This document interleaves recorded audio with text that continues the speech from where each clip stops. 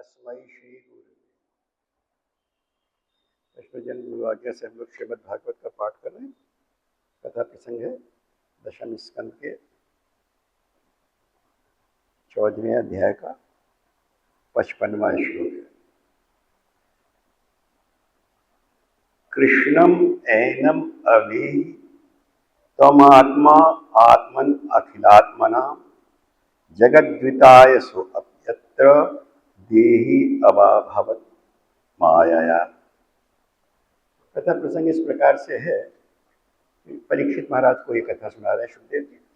परीक्षित महाराज जी ने प्रश्न किया कि कृष्ण तो नंद बाबा के लड़के हैं, माने ब्रजवासियों के पुत्र तो है नहीं, तो ये जितने ब्रजवासी हैं सब कृष्ण को इतना प्रेम क्यों करते हैं? जितना प्रेम ये कृष्ण को करते हैं इतना प्रेम तो ये अपने बच्चों से भी नहीं करते। तो व्हाट इज दैट फैक्टर? तो सुखदेव जी बता रहे हैं कि देखो, संसार में जो प्रत्यक्षता दिखता है, स्त्री पुत्र धन, इसमें प्रेम दिखता है, लेकिन एक्चुअली ये प्रेम इस वस्तु में नहीं है, इस व्यक्ति में नहीं है। ये चीजें उसकी आत्मा को अच्छी लगती है। क्योंकि उसकी आत्मा को अच्छी लगती है इसलिए ये धन पुत्र घर ये सब अच्छा लगता है। बेसिकली जीव अपनी आत्मा से प्रेम करता है। इसका एक उदाहरण से समझाया कि जैसे किसी के शरीर में कोई रोग हो जाए और डॉक्टर कहे कि देखो भाई, दोनों टांगे कटवानी पड़ेंगी तो तुम्हारी जान बच सकती है, तो दोनों टांगे कटवा देता है। इसी प्रकार से किसी भी अंग को काट करके भी अगर जीवन रक्षा हो सकती है तो वो अपनी जीवन रक्षा के लिए उस अंग को कटवा देता है। जीवन रक्षा के लिए घर को छोड़ के भागना पड़े, भाग जाएगा। ठाड़े हूं जब घूर पर जब घर लागत आग। तो ये जीवन है ना, ये जीवन क्या है? ये जीवन आत्मा है। जब तक आत्मा है ये शरीर में तब तक जीवन है। ये आत्मा परमात्मा का अंश है।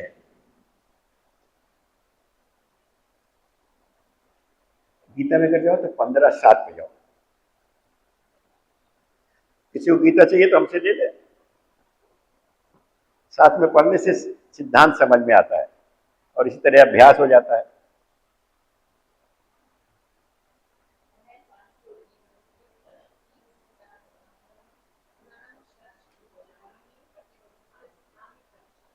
ममैवांशो जीवलोके जीवभूता सनातना मना षष्ठानि इंद्रियाणि प्रकृति स्थानिक। भगवान बोल रहे कि ममैवांशो, ये मेरा ही अंश है। मैंने जीव जो है भगवान का अंश है। जो अंश है उसका अंशी के प्रति स्वाभाविक, सजातीय के प्रति प्रेम स्वाभाविक है। तो जीव का एक स्वाभाविक प्रेम है कृष्ण के प्रति। कृष्ण के प्रति एक स्वाभाविक प्रेम है और ये कृष्ण जीव से अपना संबंध कभी विच्छेद नहीं करते। जीव भले भगवान को विस्मृत करते, भगवान एक पल के लिए भी जीव को विस्मृत नहीं करते। जीव का भगवान से कंसर्न खत्म हो जाए, भगवान का कंसर्न जीव से खत्म नहीं होता। सब मम प्रिय सब मम उपजाए ममैवांशो जीवलोके जीवभूता सनातना। एलानिया करे कि मेरा है, ये मेरा है। और बाकी संसार की कोई चीज नहीं कहती, तुम्हारा घर द्वार कोई चीज नहीं कहती कि हम तुम्हारे हैं।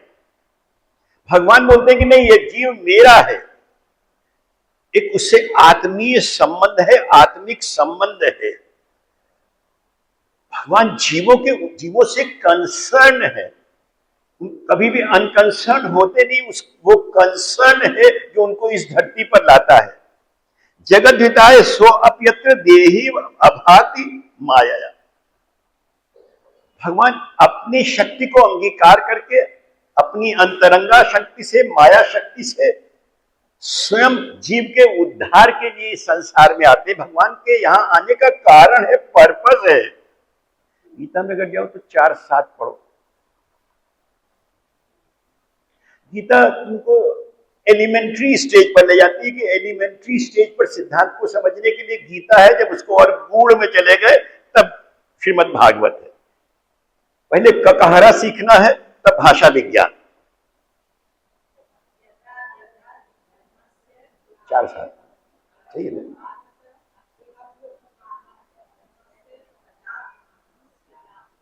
इस श्लोक में भगवान बता रहे हैं कि मेरा टाइम मैंने कब भगवान का आविर्भाव होता है। अगला श्लोक पढ़ो।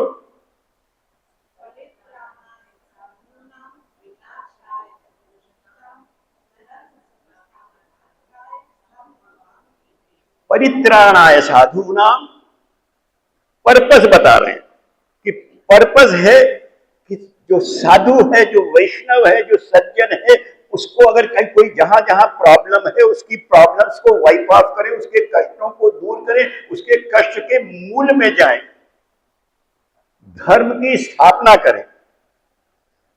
पर्पस है। इसको अगर मानस में जाओ तो गोस्वामी जी ने सरल करके लिख दिया कि जब जब होई धर्म कह हानि।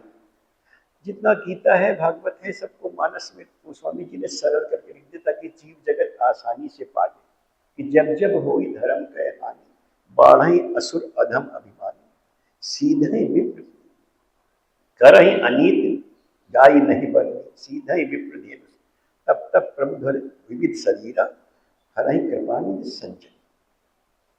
भिन्न भिन्न रूप से उनका अवतार होता है। उस अवतार को कन्फाइन तो नहीं कर सकते, इसलिए शिव जी ने जब कथा शुरू किया तो कहा हरि अवतार हेत जई हुई इदम इत्थम कह जा। कन्फाइन तो नहीं कर सकते, लेकिन यूं ही नहीं होता, there is always a purpose. लेकिन प्राइमरी पर्पस है जो सज्जन है उसका कल्याण करना, जो भक्त है उसका कल्याण करना, जो वैष्णव है उसका कल्याण। कंसर्न उनका भक्त से है, जो उनसे कंसर्न है उसके लिए आते हैं, फिर प्राणी मात्र का भला हो, जीव जगत का कल्याण हो। इसलिए कहा जगत हिताय, पूरे ब्रह्मांड का कल्याण।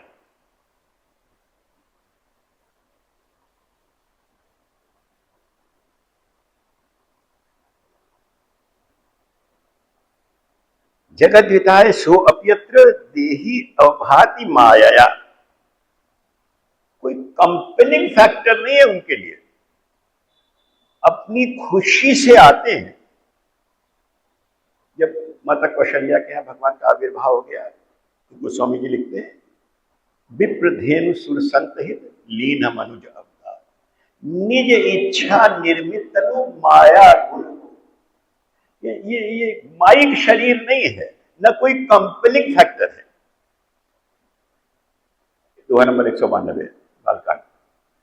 कोई कंपेलिंग फैक्टर नहीं है उनके लिए, लेकिन वो जीव जगत से कंसर्न है। विप्रधेनु सुर संत। गीता में जाओ तो 4:6 पढ़ो।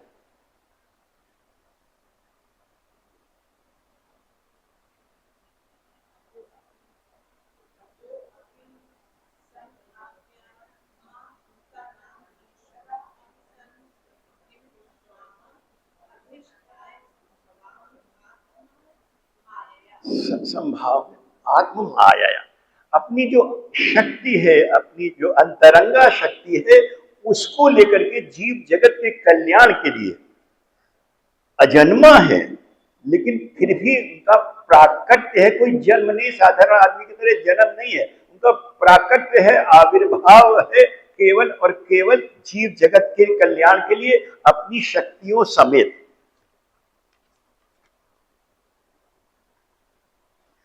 वस्तुतो जनतामत्र जानताम अत्र कृष्णम स्थानु चरुष्ण च, भगवद रूपम अखिलम नान्यद व अस्ति व किंचन। इस संसार में ऐसा कुछ है ही नहीं जो भगवान से अलग हो। जो कुछ भी संसार में दिखता है ये सारा के सारा भगवान का एक्सपेंशन है। हर चीज में भगवान है। गीता में जाओ तो 7:7 पढ़ो, 7वें अध्याय का 7वां श्लोक।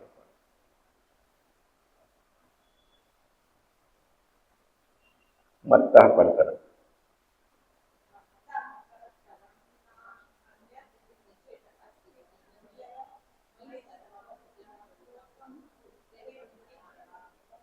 मत्तः परतरम नान्यत किंचिदस्ति धनंजय, कुछ भी ऐसा नहीं जिसकी सत्ता मेरे अतिरिक्त हो।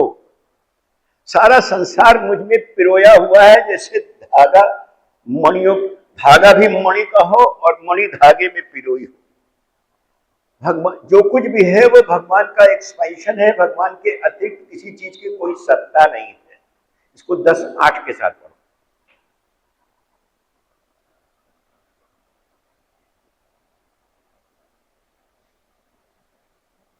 अहम सर्वस्य प्रभु,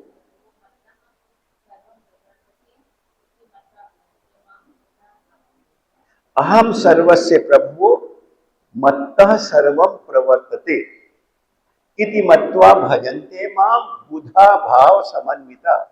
अहम सर्वस्य प्रभु, सबका मूल कारण मैं हूं। जो भी सृष्टि है, जो कुछ भी इस जगत में दिख रहा है, उसके मूल में भगवान की इच्छा है। अहम सर्वस्य प्रभु, और ये चल कैसे रहा है? मत्तः सर्वम प्रवर्तते। ये जो एक्टिवेटेड है, इसके अंदर जो एनर्जी है, ये मेरी एनर्जी है, जो चेतन शक्ति है, इसी से सब चल रहा है। चेतन शक्ति चली जाए, खेल खत्म, पैसा आ जाए। अहम सर्वस्य प्रभु मत्तः सर्वम प्रवर्तते इति मत्वा भजन्ते माम बुधा भाव समन्विता। जो बुधा जन है, जो इंटेलेक्चुअल है, जो तत्व को जानता है, वो इस चीज को समझ रहा है। जब इस चीज को समझ रहा है तो उस पर फिर वो एक्ट करता है। राजा निमि के दरबार में एक रिलीजियस कॉन्ग्रीगेशन हुआ, तो उसमें भक्ति और भक्त पर चर्चा हुई। तो जो पहले योगेश्वर है कवि, उन्होंने दिया कि भक्त का दृष्टिकोण क्या होता है। एकादश स्कंद के दूसरे अध्याय का 41वां श्लोक है। खम वायुसन्नम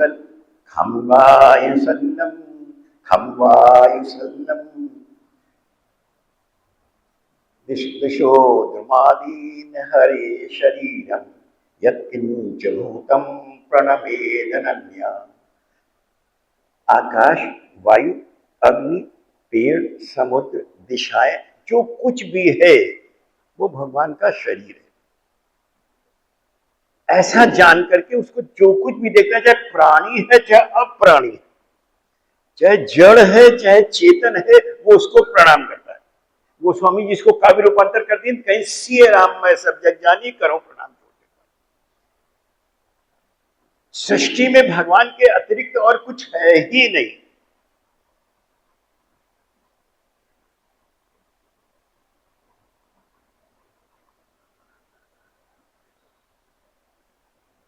भगवत रूपम अखिलम नान्यत अस्ति। पूरा संसार कृष्णमय।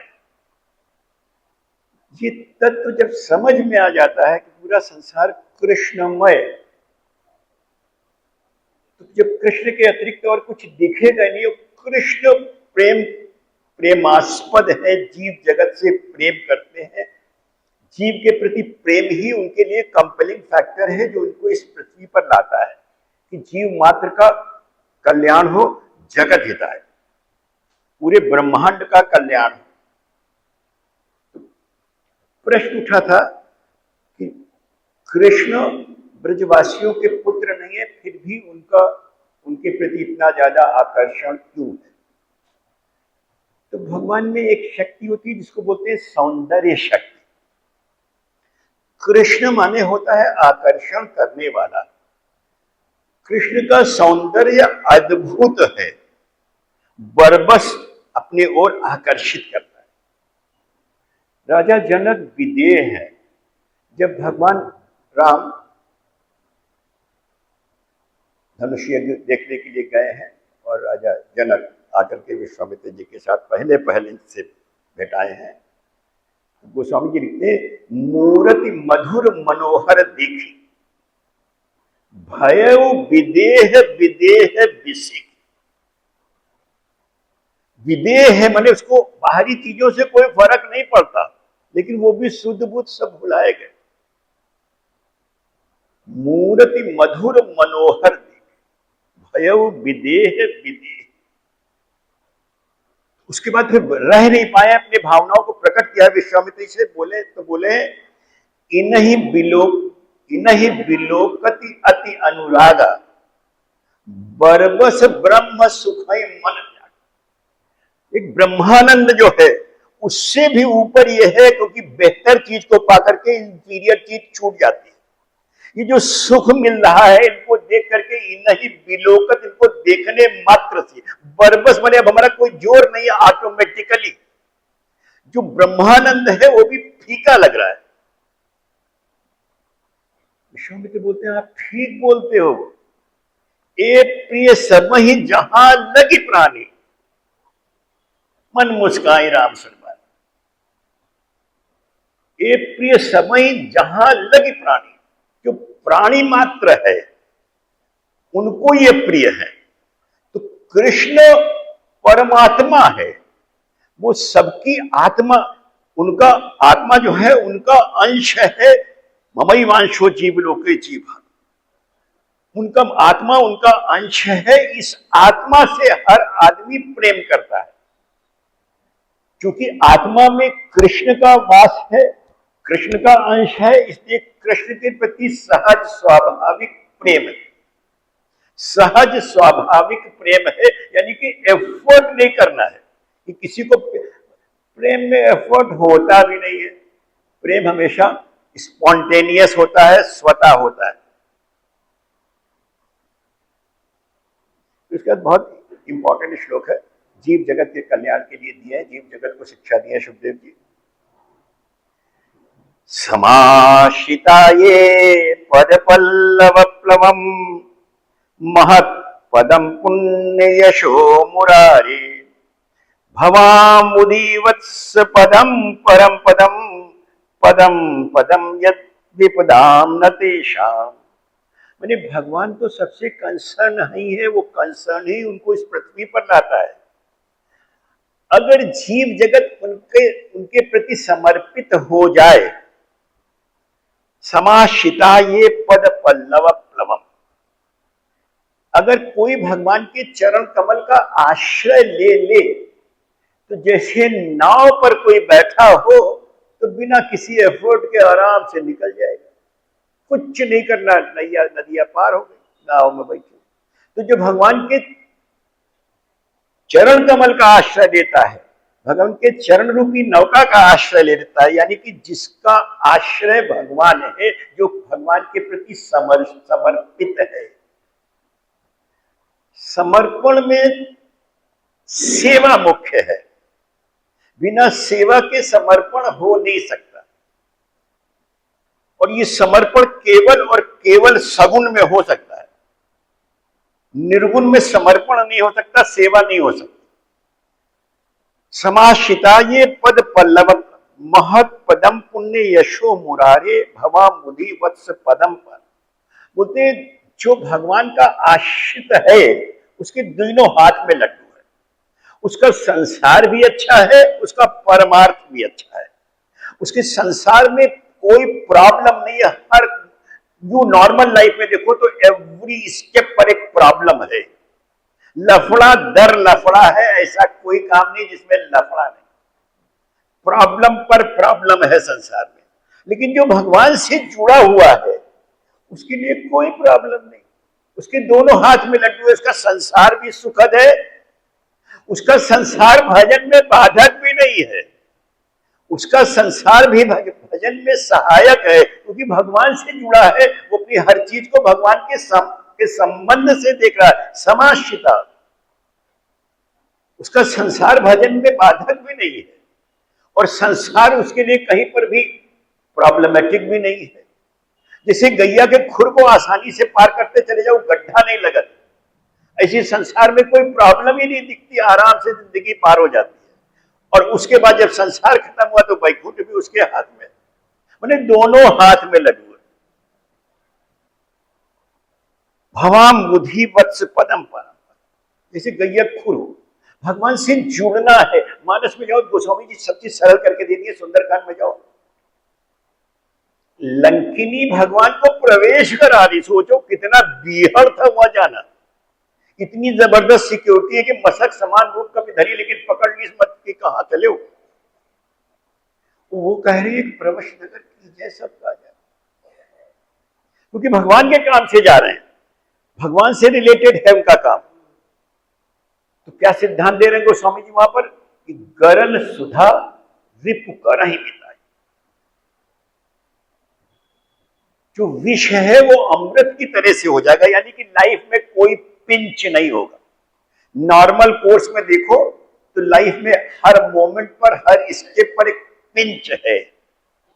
There is no rose without a thorn. लेकिन जब भगवान से जुड़ जाओ तो पिंच खत्म हो जाता है, जो उसका टॉक्सिक इफेक्ट है वो खत्म हो जाएगा। गरल सुधा रिपु कर ही मिताई, जितना तुम्हारा अपोजिशन है वो खत्म। लाइफ में क्या है, संसार में क्या है, लेग पुलिंग बहुत है। हर आदमी संसार में देख रहा है, लेग पुलिंग बहुत है। वो लेग पुलिंग खत्म हो जाता है। जो शत्रु है वो भी मित्रवत हो जाता है। लंकिनी वर्चुअली तो शत्रु की पहरेदार है, लेकिन मित्रवत भेज रही है अंदर। गरल सुधा रिपु कर ही मिताई, गोपद सिंधु, बड़ी से बड़ी प्रॉब्लम एकदम छोटी हो जाएगी। अनल शीतलाई, जो हीट है चारों तरफ, ठंडक में कन्वर्ट, किसी तरह की कोई हीट परेशान नहीं करेगी, यानी कि कोई भी समस्या आपको परेशान नहीं करेगी। Life will be very smooth. गरल सुधा रिपु कर ही मिताई, गोपद सिंधु अनल शीतलाई, गरुण सुमेरु रेणु समताई। जो बहुत बड़ी समस्या दिख रही थी, अरे बाप रे बाप इतना बड़ा समस्या कैसे हल होगी, वो छोटे से दाने की तरह हो गए, अपने आप हल हो जाए। गरुण सुमेर रेणु समताई, राम कृपा करी चितवा जाहि। बेसिक बात यह है, खेल कहां है, राम कृपा करी चितवा जाए। जिसको भगवान की कृपा कटाक्ष मिल गई, जिसको भगवान की कृपा की अनुभूति मिल गई, उसके साथ ये मिरेकल देखने को मिलेगा। उसका संसार प्रॉब्लमेटिक, देखो संसार से पलायन तो कर नहीं सकते, रहना तो इसी संसार में है। और यहां इस संसार में हर पॉइंट पर एक पिंच है, वो पिंच फील भी ना हो, संसार निकल जाए। मनुष्य योनि का लक्ष्य है कृष्ण प्रेम की प्राप्ति, उस लक्ष्य की प्राप्ति भी हो जाए, वो लक्ष्य भी मिस न होने पाए। इन सब की पूर्ति कृपा से। और कृपा के लिए क्या करें भाई, कुछ खुद भी तो करना होगा। हमारा शास्त्र अकर्मण्य नहीं बनाता कि बैठे रहो। कृपा की बाट जोहना तो भक्त के हित में है, भक्त के लिए है कि कृपा की बाट जो हो, लेकिन कुछ करो भी। कृपा अहेतुकी है, ये अपनी जगह है, लेकिन कुछ तुमको भी करना है, साधन करना है। तो सबसे आसान चीज बता दी कि भगवान की कथा सुनो। सबसे आसान है कथा, इससे कुछ सरल हो नहीं सकता। गोस्वामी जी की वैशिष्टि है कि सिद्धांतों को सरल करके बताते हैं कि जगत आसानी से पकड़ ले। कथा के लिए भगवान शुरू में बालकांड में बोले हैं, जे यही कथा ही सन। देखो सब शब्द इंपॉर्टेंट है, यूं ही नहीं सुने, सब शब्द पकड़ना है, अपने आचरण में उतारना है। जे यही कथा ही स्नेह समेता, कही है सुनी है समुझी सचेता। सारे शब्द हैं, सबको फॉलो करना। कही है सुनी है समुझी सचेता, हुई है रामचरण अनुरागी, कलिमल रहित। कलयुग में कहा कि मलायतन, लेकिन इसके लिए जो भगवान की कथा श्रवण में लगा हुआ है, कलिमल रहित सुमंगल भागी, उसकी किस्मत में कंफर्ट ही कंफर्ट होगा, उसकी किस्मत में दी बेस्ट होगा। सुमंगल माने the best, best amongst the best is the best. जो संसार में मोस्ट कल्याणकारी होगा, जो सबसे अधिक कल्याणकारी होगा, वो उसके भाग्य में लिख जाएगा। कलिमल रहित सुमंगल। अरण्यकांड में जाए तो बोलते हैं रावणारी जैसे पावन गाँव ही सुन, माने मुफ्त मिली करे कुछ नहीं है। ये भगवान, ये गोस्वामी जी बता रहे। कथा का एक अपना इंपैक्ट है, लेकिन इस कथा को आत्मसात करना है। राम नारी जैसे पावन गाँव ही सुनहि जे लोग, दोहा नंबर 46 का है। राम नारी जैसे पावन गाँव ही सुनहि, राम भगत दृढ़ पावै, हल्की फुल्की नहीं, श्रद्धा दृढ़। राम भगत दृढ़ पावै, बिन विराग जप जो कुछ नहीं करेगा, क्योंकि उस कथा का अपना एक इंपैक्ट होता है। उस कथा का इंपैक्ट होता है कि तृष्णा खत्म हो जाती है। हमारे प्रॉब्लम्स के मूल में तृष्णा, तृष्णा माने जो हमें नहीं प्राप्त है उसको पाने के लिए लालसा, उसके पीछे पीछे भागना। कथा श्रवण में भगवत कृपा से तृष्णा समाप्त हो जाती है। कथा श्रवण से जब श्रद्धा पूर्वक स्नेह समेता तो निष्ठा जागृत हो जाती है। निष्ठा ग्रेजुअली आसक्ति में कन्वर्ट हो जाती है कि बिना कथा श्रवण के रह नहीं सकते, बिना भजन के रह नहीं सकते। जैसे जिनको नहाने की आदत, जो जुम्मा जुम्मा नहाते हैं उनकी बात दूसरी, जो रोज नहाते बिना नहाए बेचैनी हो जाएगी,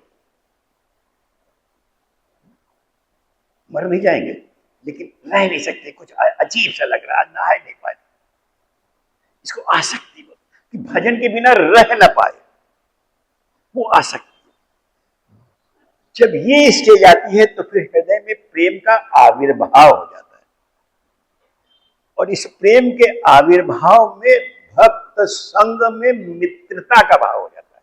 वैष्णव संग होता है और उसके साथ मित्रता का सखा भाव हो जाता है। जब वैष्णव के साथ सखा भाव हो जाता है, मित्रता का भाव हो जाता है, ये कृष्ण प्रेम को दृढ़तर कर देता है। और एक बार जिसको कस के दृढ़ाही, जब एक बार कस के बंध गया फिर न छूटे। जब तक हल्का फुल्का है बंधन तब तक तो निकल जाएगा। ये दृढ़तर कर देता है वैष्णव संग। इसलिए क्या चाहिए? वैष्णव संग चाहिए।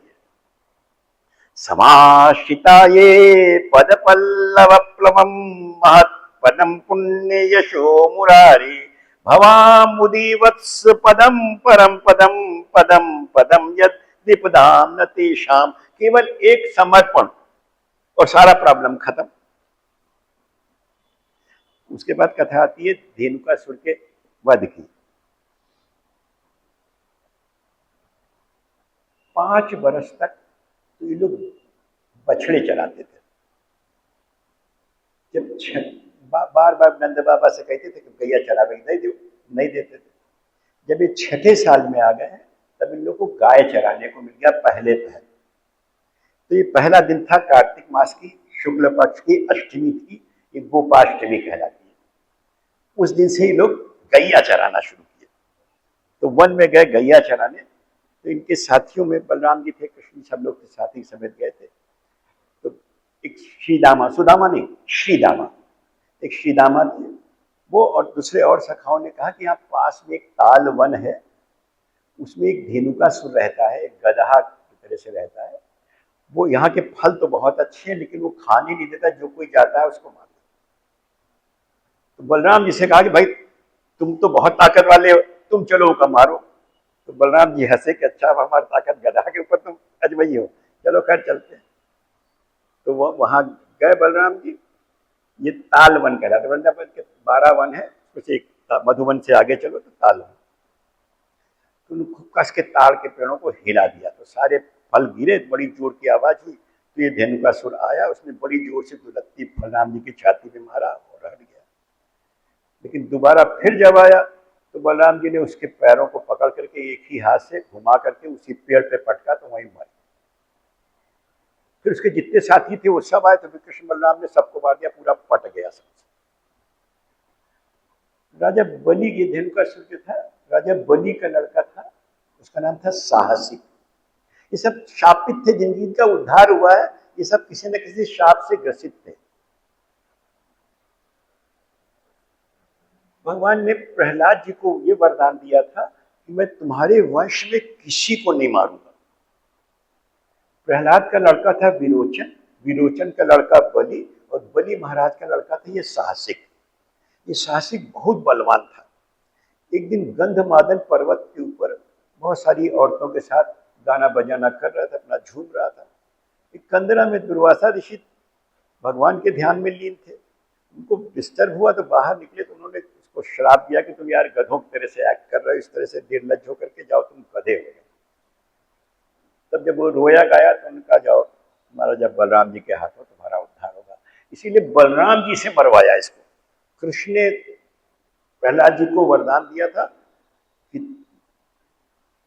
तुम्हारे, इसलिए कहते हैं वैष्णव की 7 पुष्ट से क्योर हो जाती है। प्रहलाद जी को वरदान था कि तुम्हारे वंश में जितने राक्षस पैदा हो किसी को मैं नहीं मारूंगा। ठीक है, धेनुकासुर का तुम्हारे करा, तो बलराम जी से मरवा दिया, खुद नहीं मारा। वैष्णव होना बहुत लाभ, माने वैष्णव माने 7 पुश्तें ऊपर और 7 पुश्तें नीचे तर जाएंगे।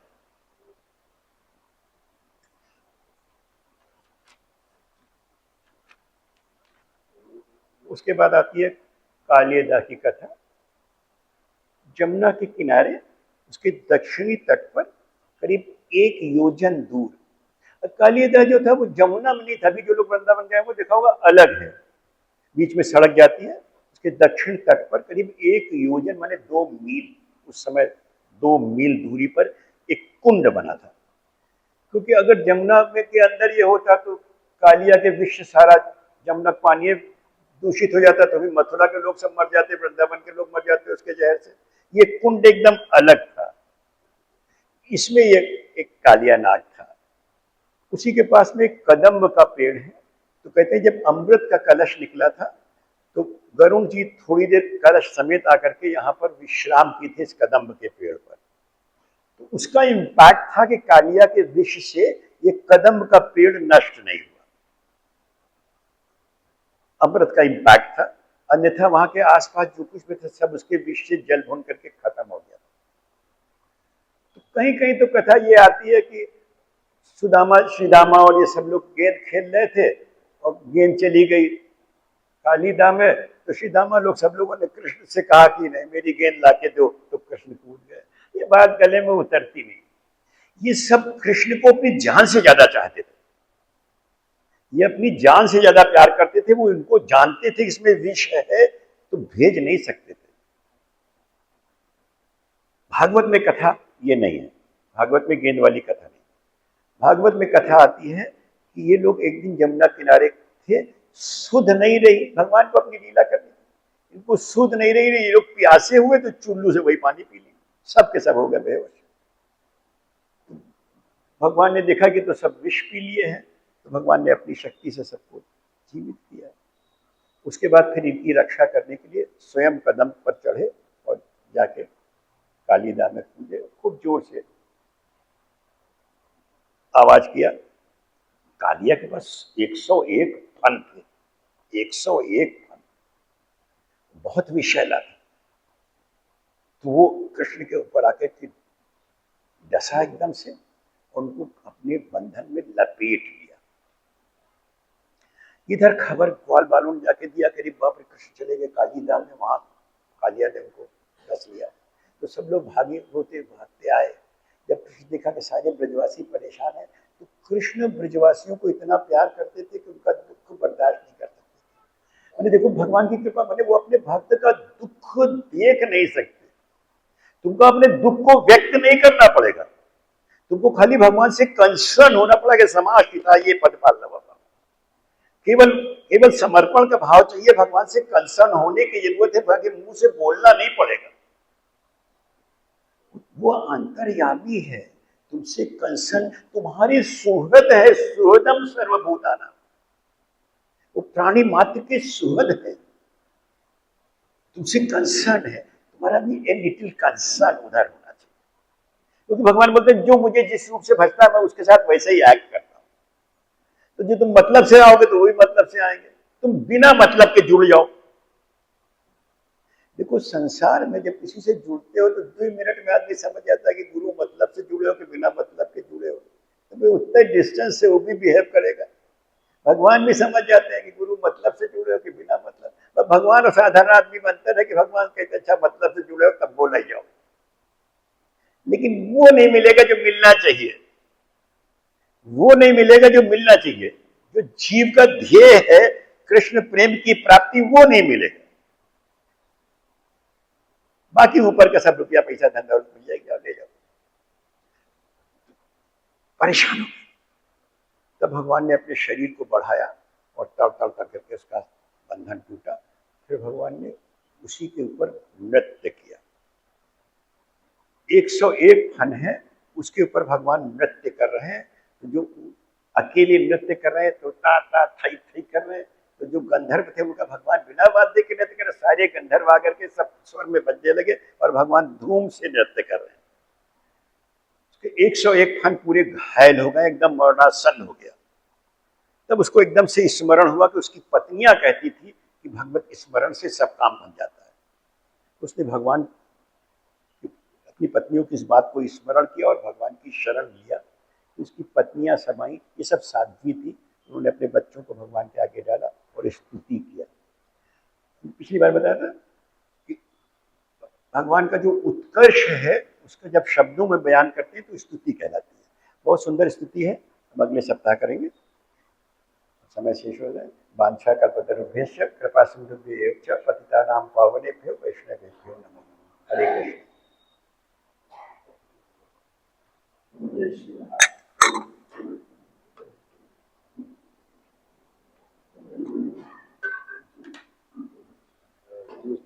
आपको फोन करें। हाँ हाँ 10 बजे करें। हाँ जाए।